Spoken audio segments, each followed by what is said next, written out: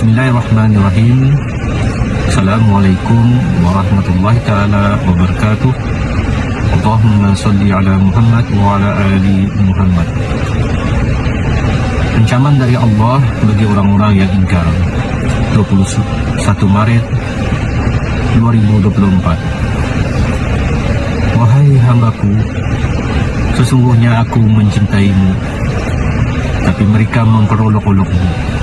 Mereka tidak segan kepada ayahmu Muhammad dan Isa ibn Maryam. Mereka mengatakan kau tidak bertuhankan aku, tidak Tuhan selain aku, Allah. Mereka memperdebatkan aku, memberikan firman padamu kerana kesaksianku. Bagaimanakah umat Muhammad? Mereka tidak sedar dan tidak mengetahui bagaimana aku berkata dalam Al-Quran, jika aku tidak meminta upah atas mereka untuk mencintai Muhammad, begitu juga Muhammad tidak meminta upah pada mereka untuk mencintai keluarganya, sehingga mereka dalam berkasih sayang dan redha apa yang aku tetapkan. Mereka menyangka ruqyah bukan dariku, Allah Azza wa Jalla. Siapakah Tuhan mereka? Wahai semua ahlul bait Muhammad ibn Abdullah, datanglah segera kepada Qasim. Aku tiada Tuhan selain Allah menyuruh kalian semua berjalan di jalan Muhammad menujuku berkasih sayang. Bawa semua jemaah kalian, hadirkan di barisan Qasim, Qasim pilihanku di masa yang akan datang. Dialah Imam Mahdi itu. Aku datangkan ruqyah kepada kalian.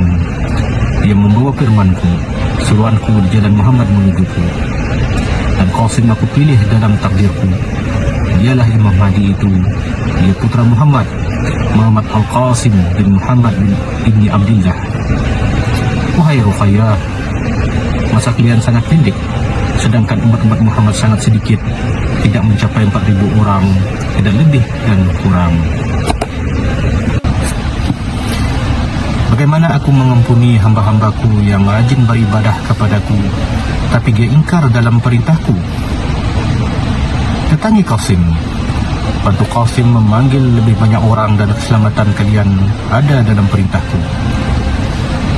Wahai hambaku, apakah aku harus membuat perumpamaan lagi? Menenggelamkan satu negerinya dan semua hartanya habis, ternak-ternaknya lenyap, kebunnya musnah, dan kalian tidak mengambil manfaat dari musibah-musibah yang terjadi dalam ujianku. Wahai hambaku, aku memanggilmu. Ada hal yang sangat penting. Muhammad kekasihku, umat-umatnya sangat ingkar. Aku datangkan engkau membawa firmanku. Aku wakilkan tugas Isa ibn Maryam kepadamu, agar mereka yakin dan datang bersegera padaku. Ternyata mereka tambah ingkar. Apakah aku harus menambahkan ujian bagi mereka dan semuanya bertambah lenyap, dan mereka dalam kerugian dan ingkar? Akhir hidup bagaimanakah yang mereka inginkan? Aku memikirkan keselamatan mereka, tetapi mereka asyik bergembira ria. Mereka tidak menyadari satu negeri tenggelam karena banjir yang aku buat. Mereka tidak memandang aku dalam musibahnya, dan mereka tidak melihat pesan-pesanku tersebar, selain mereka asyik dengan dunia mereka. Menari-nari di penderitaan hamba-hambaku yang terdampak bencana.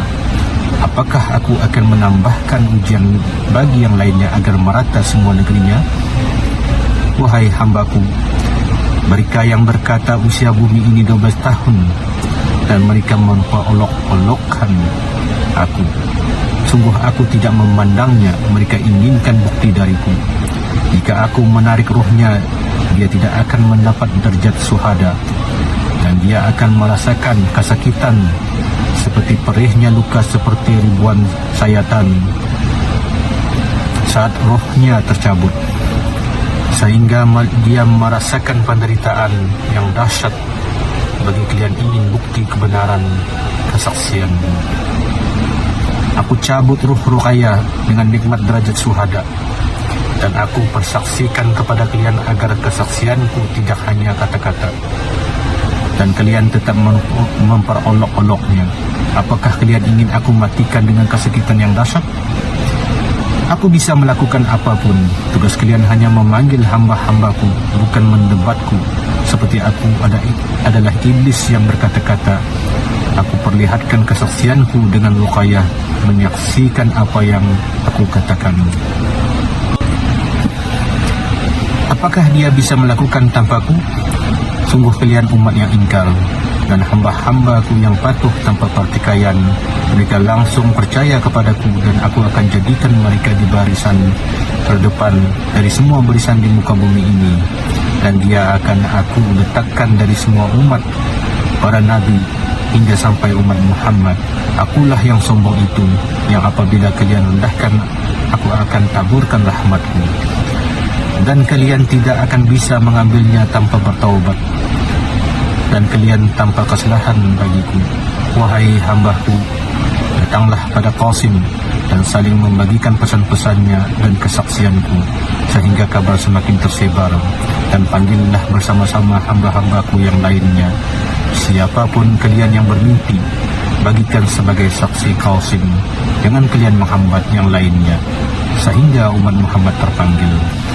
Bagikan pesanku segera, wahai hambaku, dan dengarkan ucapan Muhammad ibni Abdullah dan Isa ibni Maryam, sehingga tiada sanggahanmu kepada Isa sebagaimana engkau enggan kepadanya, sehingga kabar darinya tidak selalu kau dapatkan. Arahkan hatimu sehingga pesan-pesannya seperti air hujan, dan siapa yang berdebat dengannya kalian akan mendapat kerugian. Dajjal akan datang segera beriringan fitnah-fitnah yang menyertainya. Apakah engkau akan bisa tanpa Isa ibnu Maryam?